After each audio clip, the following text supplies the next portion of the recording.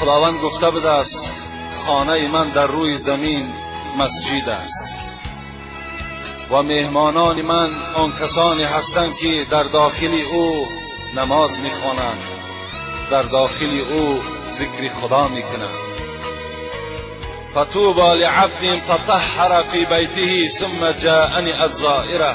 خدا میگوید خوش به حال آن بنده ای که در خانه در بهترین صورت طهارت میکند به مسجد حاضر میشود.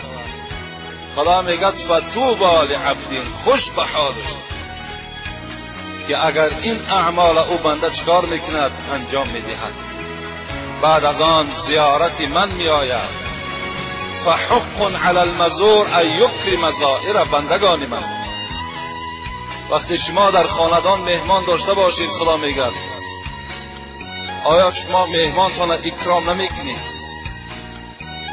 آیا در پیش مهمانتان بهترین آن نعمتی که در خانه دارین حاضر نمیکنید؟ البته میکنید. فراموش نکنید که شما بندگان من هستید و من هم بر خودم مهمان نوازی دارم. مهمان نوازی من بستانسرای جنت و نعمت جنت است که فقط من در شما سبب شده است که بر پیش من آمده نمیتونید و ایرا چنگال مرگ در شما زد. شما را من در بستانسرای جنت جا میکنم، از نعمت جنت میخورانم.